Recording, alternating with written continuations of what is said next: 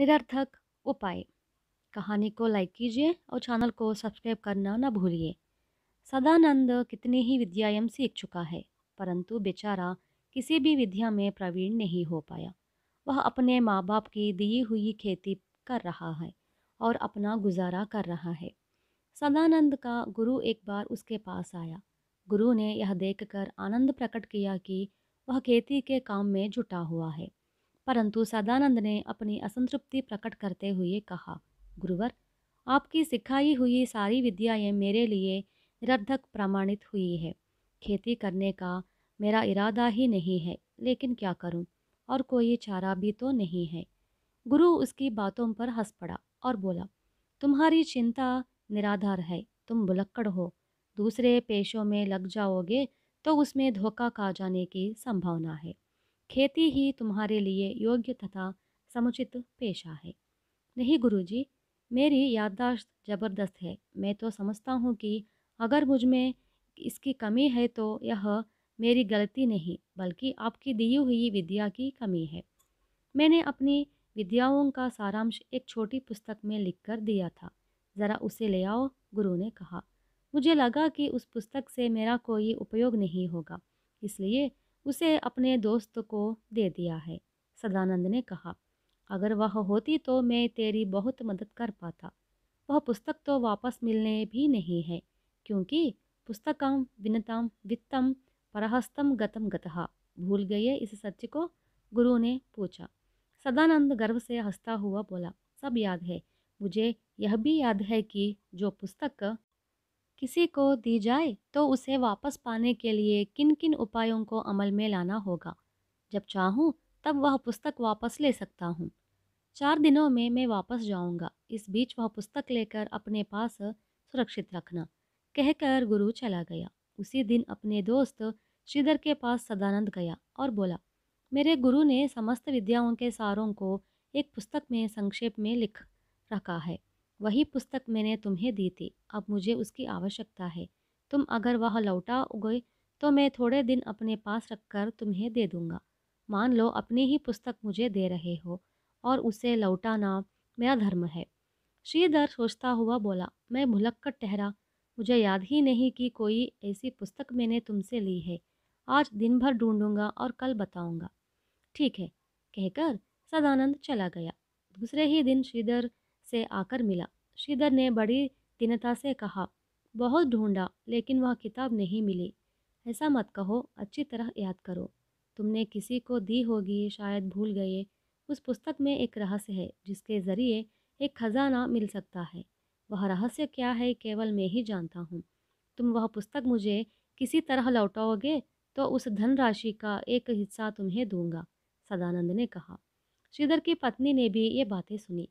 दिन भर वह पुस्तक ढूंढती रही और यह याद दिलाने में अपने पति की सहायता करती रही कि पुस्तक किसे दी गई, परंतु कोई फायदा नहीं हुआ। पुस्तक मिली नहीं, याद नहीं आया कि किसे दी गई। सदानंद ने देखा कि उसका दूसरा उपाय भी बेकार गया है, तो उसने तीसरे उपाय को अमल में लाने का निर्णय किया।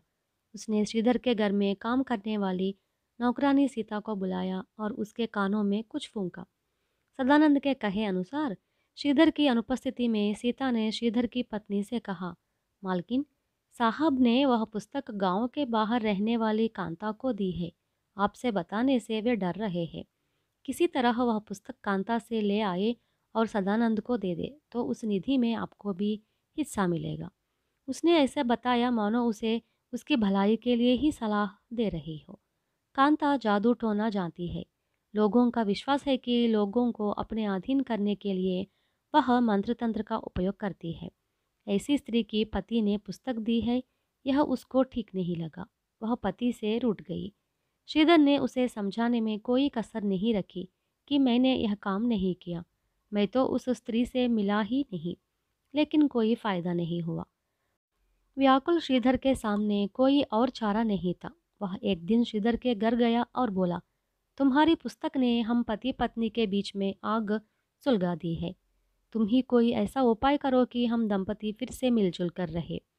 सदानंद तब नाराज होता हुआ बोला, मेरी पुस्तक मेरे लिए प्रदान है। तुम्हारा परिवार तितर बितर हो जाए, छिन्न भिन्न हो जाए, भाड़ में जाए, मेरा इससे कोई संबंध नहीं। सूर्यास्त के पहले मेरी पुस्तक मुझे नहीं लौटाई तो पहाड़ को तुम्हारे यहाँ भेजूंगा।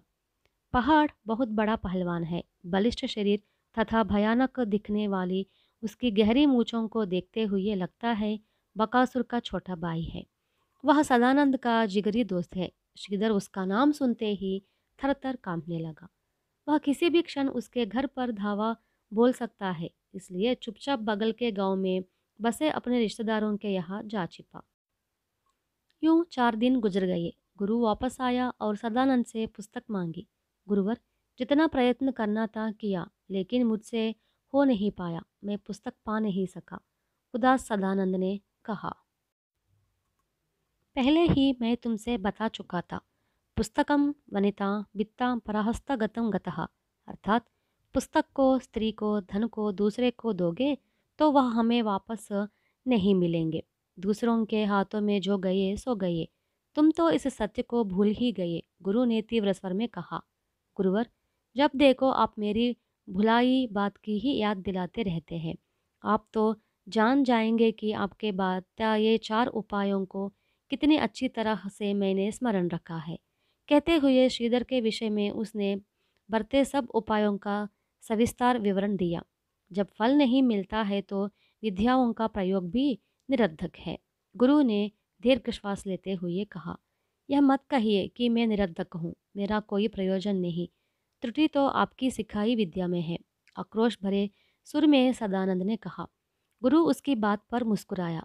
अरे सदानंद, ये 4 दिन मैं पड़ोस के गांव में रहा। मेरी विद्याओं से जिसने बहुत कुछ पाया वह उस गांव में रहता है। वह वहाँ सुखी है। उसने बड़े स्तर पर मेरा स्वागत सत्कार किया। तुम निरर्धक हो, भुलक्कड़ हो, इसका प्रमाण है यह। सदानंद चकित होते हुए बोला, कैसे? जिस पुस्तक से तुम कुछ नहीं पा सके, उसी पुस्तक से उसने बहुत कुछ पाया है। तुम निरर्धक व्यक्ति हो, लेकिन हाँ, वह मेरा शिष्य नहीं।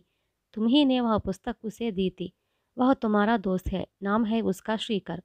पुस्तक दी श्रीकर को और अपने सारे उपायों का प्रयोग किया श्रीधर पर। तुम ही बताओ कि इस स्थिति में तुम्हारी पुस्तक तुम्हारे हाथ कैसे आएगी? गुरु ने क्रोध जताते हुए कहा। सदानंद ने शर्म से अपना सर झुका लिया। गुरु और श्रीधर से क्षमा याचना मांगी और खेती करते हुए आराम से अपनी जिंदगी गुजारने लगा।